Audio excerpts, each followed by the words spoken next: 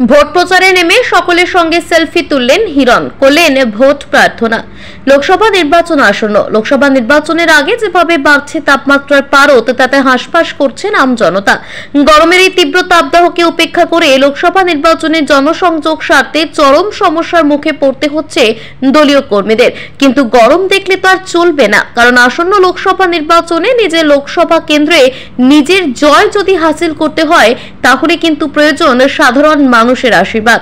আর নিজের জয় লক্ষ্যে থাকলে মানুষের দুয়ারে দুয়ারে পৌঁছাতেই হবে প্রতিটি দলের প্রার্থীকেই। ফলে প্রচন্ড গরমের তীব্র তাপদাহকে মাথায় নিয়েই নির্বাচনী প্রচার ময়দানে প্রচার চালাচ্ছেন বিভিন্ন রাজনৈতিক দলের প্রার্থী থেকে দলীয় কর্মী সমর্থকেরা।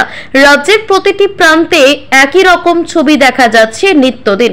আসন্ন লোকসভা নির্বাচনের আগে কেবলমাত্র যে তাপমাত্রার পারদ ঊর্ধ্বমুখী এমনটা কিন্তু নয়, বিভিন্ন রাজনৈতিক দলের প্রার্থীদের প্রচারে সরগরম হচ্ছে রাজনৈতিক পরিবেশ। তবে নির্বাচনের প্রচার ময়দানে কেউ কাউকে 1 ইঞ্চি জমি ছেড়ে দিতেই চাইছে না। এবার প্রখর রোদ এবং তীব্র গরমকে উপেক্ষা করে প্রচার ময়দানে নেমে পড়লেন টলিউড অভিনেতা তথা ঘাটাল লোকসভা কেন্দ্রের বিজেপি প্রার্থী হিরণময় চট্টোপাধ্যায় ওরফে হিরণ।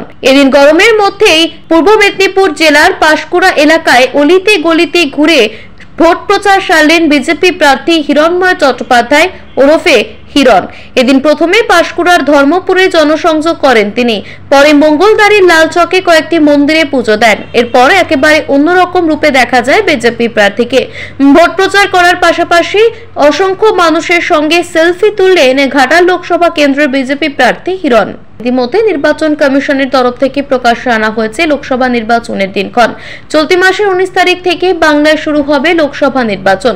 এবছর মোট 7 দফায় বাংলায় নির্বাচনের দিনক্ষণ ঘোষণা করেছে নির্বাচন কমিশন, যার মধ্যে 6ষ্ঠ দফা অর্থাৎ 25শে মে ঘাটাল লোকসভায় রয়েছে নির্বাচন। এই কেন্দ্র থেকে এবার বিজেপি প্রার্থী হিসেবে বেছে নিয়েছে টলিউড অভিনেতা তথা বিজেপি নেতা হিরণময় চট্টোপাধ্যায়কে। অন্যদিকে তৃণমূলের তরফ থেকে এবছর লোকসভা নির্বাচনের লড়াই ময়দানে দেখা যাবে অভিনেতা তথা টলিউড ইন্ডাস্ট্রির জনপ্রিয় অভিনেতা দেবকে। গত লোকসভা নির্বাচন অর্থাৎ 2019 সালে ঘাটাল লোকসভা কেন্দ্র থেকে বিজেপি প্রার্থী হিসেবে বেছে নিয়েছিলেন প্রাক্তন আইপিএস অফিসার ভারতী ঘোষকে।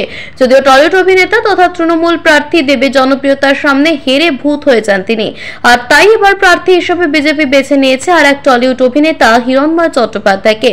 বলাই যায় অভিনয় জগতে যে লড়াই চলেছে দীর্ঘদিন ধরে, এবার সেই লড়াই হতে চলেছে ভোটের ময়দানে। ইতিমধ্যেই বহুবার ভোট প্রচারে নেমে তৃণমূল প্রার্থীর বিরুদ্ধে একাধিকবার মুখ খুলেছেন হিরণ। তবে একেবারেই অন্যরকম চিত্র দেখা গিয়েছে অভিনেতা দেবকে। তিনি আসলে সবটাই ছেড়ে দিয়েছেন সাধারণ মানুষের ওপরে, তাই কখনোই বিরোধীদের নিয়ে মুখ খুলতে দেখা যায় না তাকে। এখন দেখার পূর্ব মেদিনীপুর জেলার এই ঘাটাল লোকসভা কেন্দ্রে জয়ের হাসি দেখা যায় কোন দলের প্রার্থীর মুখে, তার জন্য অবশ্য অপেক্ষা করতে হবে জুলাই মাসের 4 তারিখ পর্যন্ত। যেখানে কোনো নেতারা কখনো ঢোকেনি, মানুষের দুঃখ যন্ত্রণার কাহিনী শোনার মতো অবকাশ যে সমস্ত নেতাদের কখনো হয়নি, আমি চেষ্টা করছি আমার ভারতীয় জনতা পার্টির কর্মীদের সঙ্গে করে নিয়ে মানুষের যে দুঃখ যন্ত্রণা শুনে দিল্লি যাওয়ার পরে তাদের দুঃখ যন্ত্রণার কথা গিয়ে দিল্লিতে বলবো।